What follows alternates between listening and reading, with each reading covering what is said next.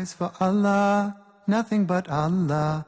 Ba is the beginning of Bismillah. Ta is for taqwa, bewaring of Allah. And Tha is for thawab, a reward. Ja is for Jannah, the garden of paradise. Ha is for Hajj, the blessed pilgrimage. Kha is for Khatem, the seal of the prophethood given to the Prophet Muhammad sallallahu alayhi wasallam. Do you remember the story of Adam and Hawa? They are our progenitors who were misled by Shaitan, causing them to lose their initial abode in paradise. Our mission this season is to discuss Halal and Haram, the permissible and the forbidden, so that we can secure our place in paradise. Inshallah, when I bring in my guest, we shall take the first topic, which is the concept of Halal and Haram. Stay tuned.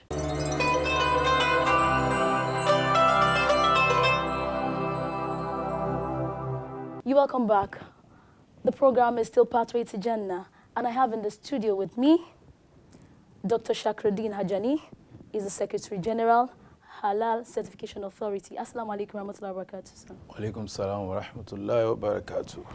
Now, the discussion is on Halal and Haram. I would like you to delineate the meaning, the concept Halal first before we talk about Haram. Thank you very much, the presenter. Halal is a word which actually means permissible. And the very first thing that will come to mind when we talk of halal has to do with the injunction of the Quran, which actually establishes what is halal and the opposite, what is haram. So it has spiritual implication. It has divine implications too. And that's the more reason why one needs to get this concept right. The opposite of halal, which is haram. Halal means permissible. Permissible. Haram means non-permissible. Okay. And the two of them needs to be understood right, because it's one of those things that form the basis of the religion itself. Okay. Because definitely when something is halal, which is permissible, that means God wants us to do it. That means if you don't do it, there are punishments for it. On the other hand, we need to know what is haram too, which is those things that are not permissible by Allah subhanahu wa ta'ala.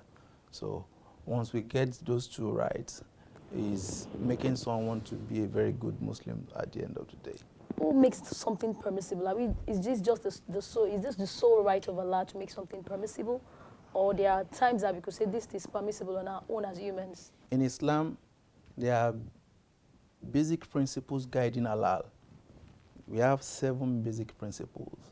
And the very first principle of halal principle, under those 7 principles, is that Allah is the creator of everything, and he made certain things halal with few exceptions. That's number 1. Number 2, Allah himself is the one who can dictate something is halal and the other one is haram. It is the sole right of Allah subhanahu wa ta'ala. So for you to make something a principle, right, that means it's beyond theory, right? After theory, you have principle. That means you must take, it has been tested over time. And for halal itself, the most important thing is that we always have to make sure we give reference to Allah, or we make reference to the Quran, which is where and when we can get the true fact or the true picture of what is halal or haram. So does this mean that there are, I want to look at this particular angle, that there are some things that may not be mentioned in the Quran. Can we as humans just be okay, based on maybe certain principles, we could say that this is right? Maybe there are some things that are not clearly stated, that are not directly stated in the Quran. Could we say that, could we draw our own rulings from those? In Islam, there is always room for what we call qiyas.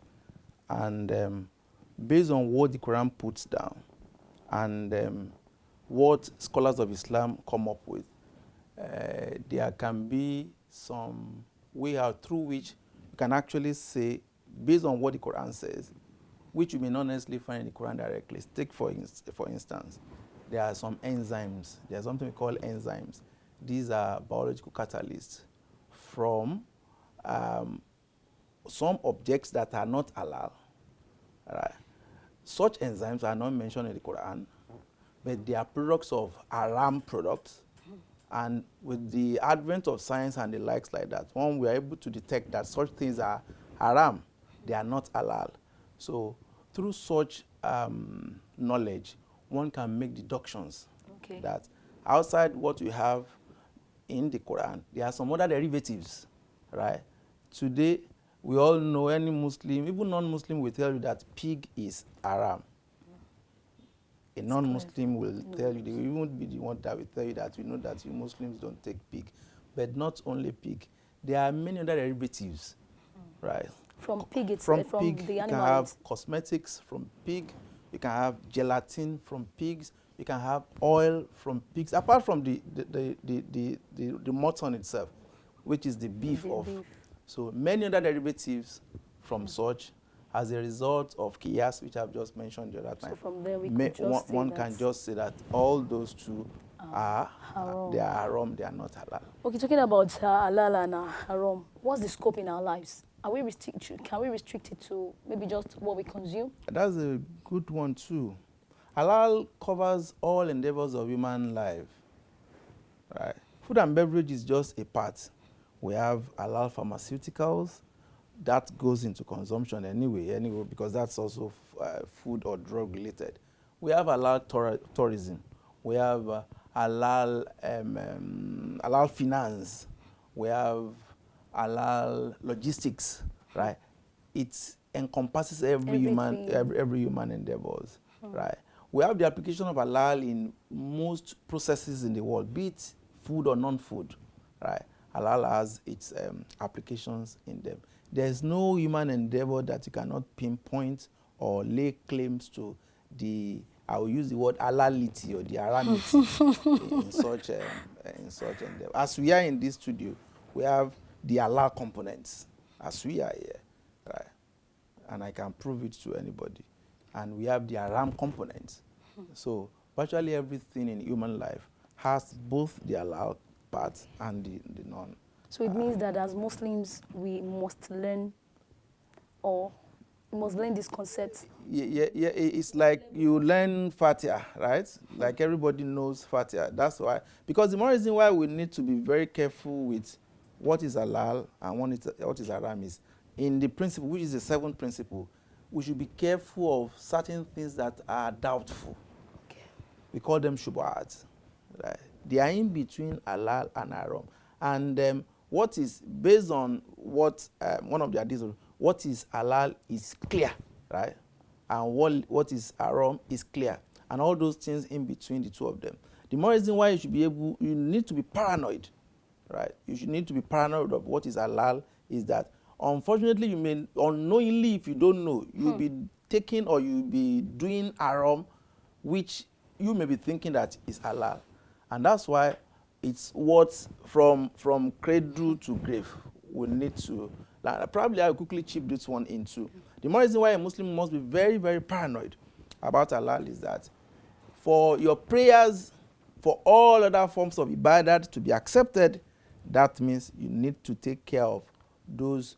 Let's start from food, halal food, haram food. There's this very long hadith which we all know. Imam praying to Allah subhanahu wa ta'ala, right, raising up his hand that Allah should answer his prayer. Unfortunately, the food he eats is haram. The clothes he's wearing is haram. Someone may be wondering too, can clothes be haram? Because there are some four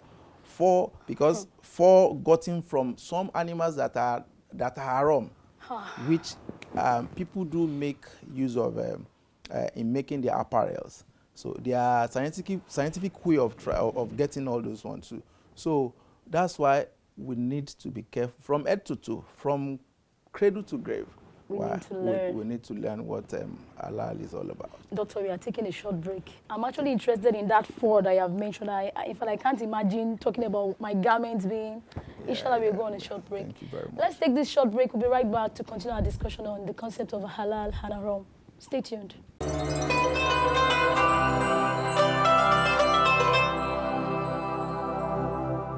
You're welcome back. If you're just joining us, the program is Pathway to Jannah, and we are discussing this season Halal and Haram. We still have in the studio with me Dr. Shairuddeen Ajani.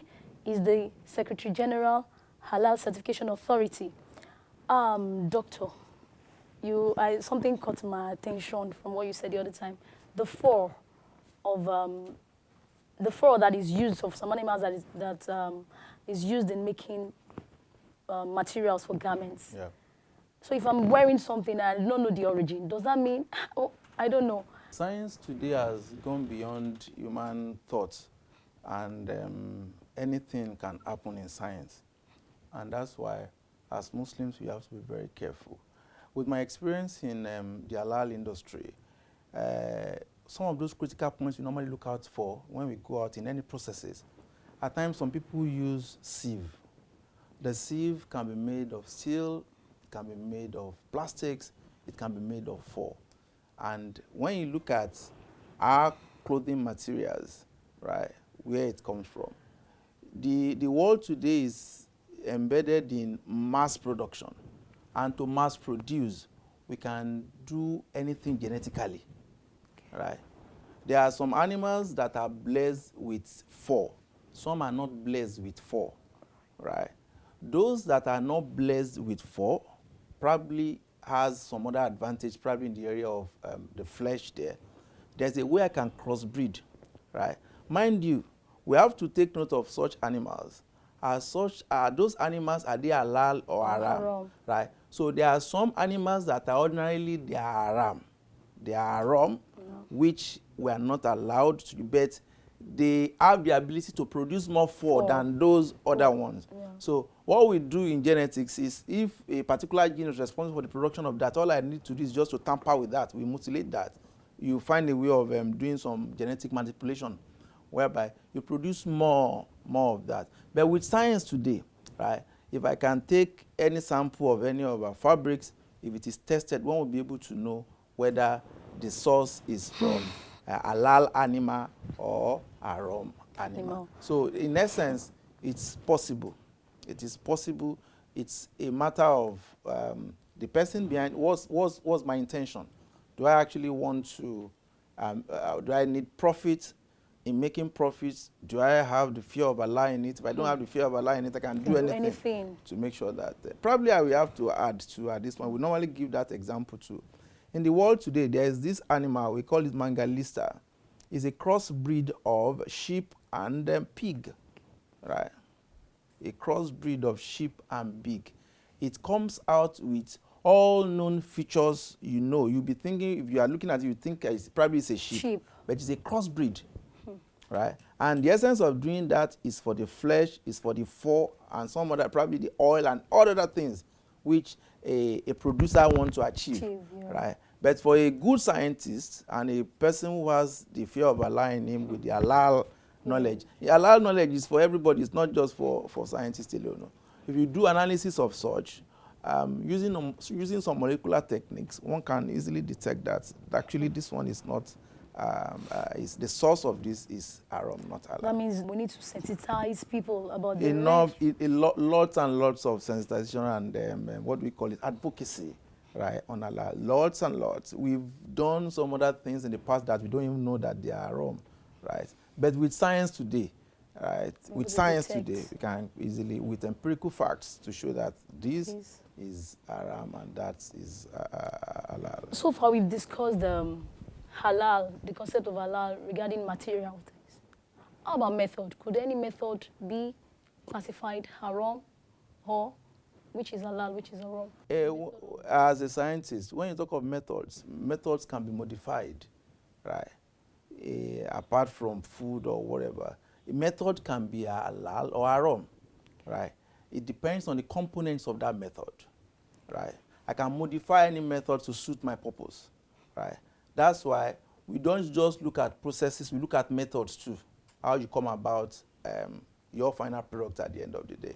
So it's not all about probably your drinks or whatever alone. The methods involved in achieving our take for instance, right, in a production line, for any production line has various ingredients, right? The ingredients follow some protocols.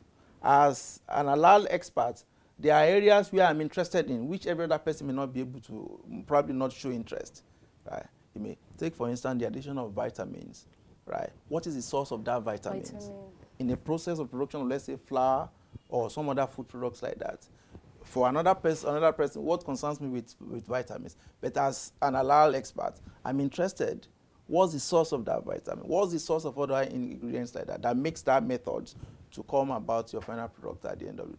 So it's a whole lot of knowledge on its own, and alhamdulillah, with the advent of science today, especially in the area of molecular biotechnology, I think we have a way out in all this area. Now, for those that modify certain processes, as they modify certain things to suit their own aim, could you look at maybe areas of deceit?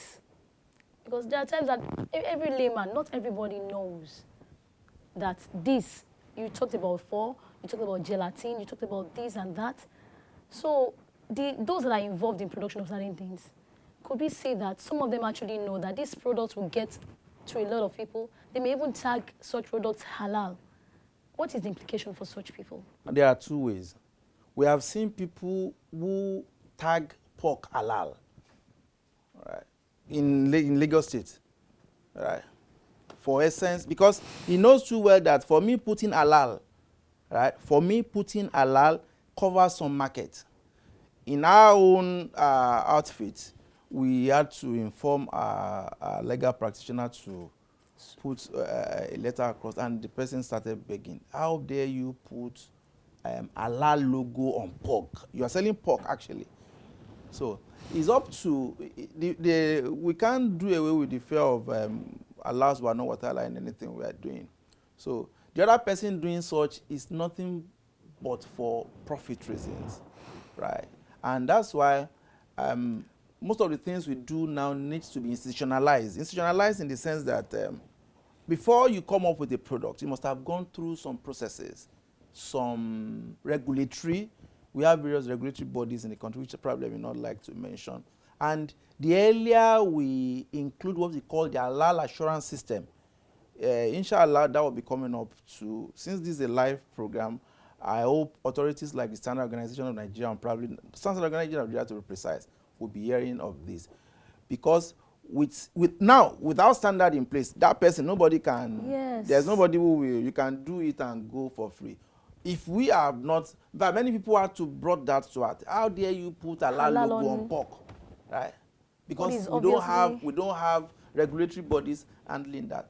And we are not regulatory bodies, actually, right? We accredit bodies. So for unaccredited bodies like us, if we are informed, such people can be checked. But the main motive behind most of this thing has to do with profits. Of those people who had.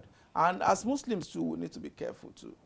We need to be very careful of what we eat, of what we consume. We need to ask questions. Let me give you a personal experience, which was a very bad one. Right? I was in one, we call it 7-star hotel in Lagos here. And we're just going, you have to pick whatever you, the standard anywhere is, right, pork, this, beef, this.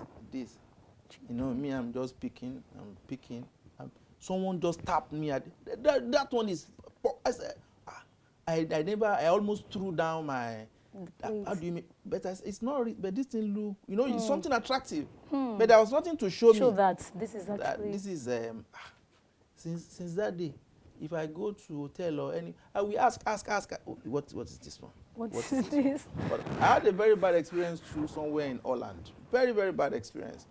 I was in a mall. I wanted to eat. Good enough, the guys selling are Iraqis. But when I got there, so when I saw them, they have Islamic outfit. Assalamu alaikum wa rahmatullahi wa barakatuh. The guy said, wait, take this. I know you can't. He was pointing. Because I wouldn't. They are already eyes. They are chilled. You wouldn't know, right? So till I left Holland that time, the only thing I had was chips, potato chips, and probably one other thing. They will tell me what to eat. Virtually everything there is haram, right? So we need to be very, even in the plane. If you are served anything, and this You is need what to ask.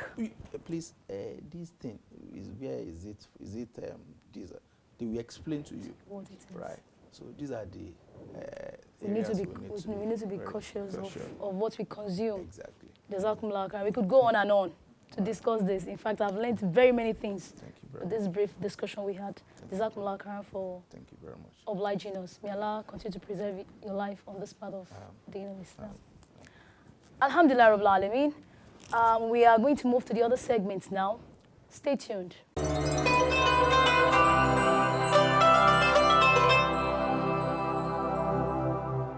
The realization that the government cannot do it prompts some other groups and individuals to contribute their quota to the development of education with the provision of facility to aid learning. One of such groups is Shairuddeen High School Old Students Association, with the acronym AUSA. Their contributions to the school that molded them at their formative age at Falolu in Surulere, Lagos, has been great beneficiary of their generosity, with the provision of several facilities to successive students.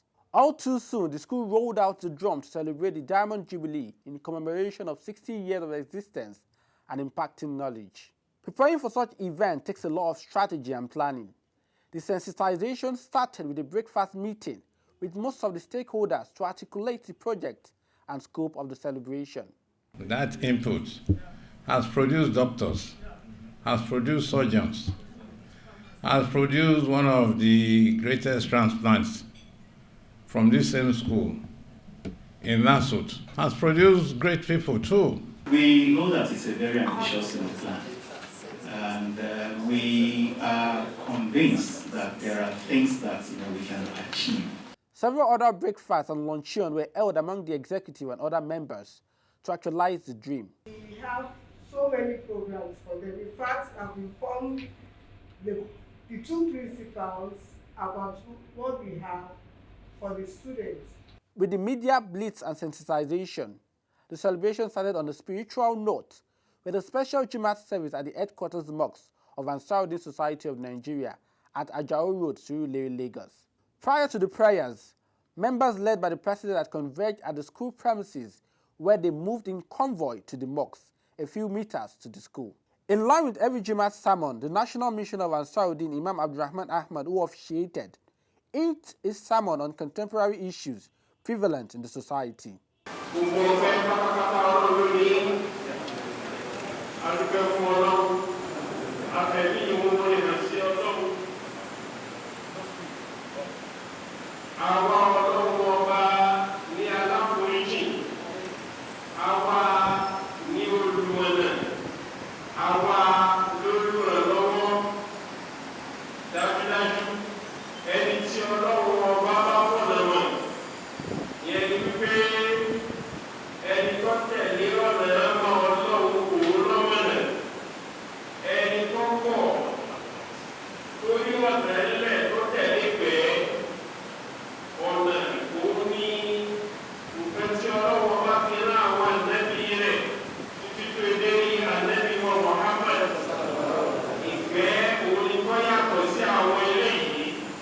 He concluded the sermon with a special recognition of Hausa's contribution to their alma mater while encouraging them to do more. The worship session was rounded off with interactions among members of great reunion, with some of them reuniting after a long period of parting. The congregation once again headed back to the school for refreshment and entertainment. While the entertainment was ongoing, the executive and members of the planning committee, led by the chairman Alhaji Rafiu Ebiti, moved to launch the newly commissioned sick bay for the students. A project well thought of to meet the health needs of the moment with adequate health facility. Health, they say, is wealth, to the glory of God. Thank you. It is sure a good way to start the bumper diamond celebration of ADHS by AOSA. Our interactions with executive members and guests revealed the excitement of commencing activity laced with celebration. Today it commences the first activity of our anniversary. First, I'm glad and I thank God that our school is 60 today. 60 years is not It's not like 1, 2, 3 years. We are giving Allah the glory for sparing our lives. I give thanks to Almighty Allah. You see, I was in this school, 69, 73, and it looked like yesterday. You know, but if I look back, if I see some of the pictures, it's food for thought. You cannot go wrong if you have good teachers. You cannot go wrong if you have good friends. And you know the friends you have from secondary school, we do set by set, and we keep in touch, and we get in touch with ourselves. You can't buy it with money. I'm proud to be a student of this school. Today was meant, for Thanksgiving, only. Thanksgiving to who? To the people who were behind, the founding of the school. Essentially, it started as a mission school established by the Shairuddeen Society of Nigeria in 1961. But prior to 1961, there were some individual members of the society who were at the forefront ensuring that the school was established. They made a lot of sacrifices, mortgage, personal belonging, just to make sure that we have the opportunities, or other children, or the children of other people, have the same sort of opportunities that their own children had in life. And that is what we are spending today to commemorate, to pay tribute to them. As they further warm up to the actualization of other activities, we wish Hausa more successes in contributing to the educational development in the country. Up school, Oluwalonimo.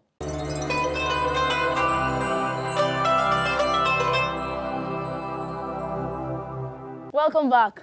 Hope you enjoyed the last segment. Earlier today, we had in the studio Dr. Shairuddeen Ajani, who discussed with us the concept of Halal and Haram. In fact, I've learned very many things. Halal and Haram, what we need to do as Muslims, we need to learn a lot, because very many people try to make profits from those things that are haram. And so they package a lot of things, labeling halal, whereas haram, the conscience that we need to do. So as Muslims, we must learn, we must investigate whatever we want to consume, especially when we visit places that are not, that we are not very familiar with. Ask, what is the source of this before you actually take it? May Allah preserve us on this part of Jannah. Inshallah, till we meet, same time, same station. Assalamu alaikum wa rahmatullahi wa barakatuh. Every second I live, every penny I give is just for you. Every breath I breathe, every trace I leave is just for you.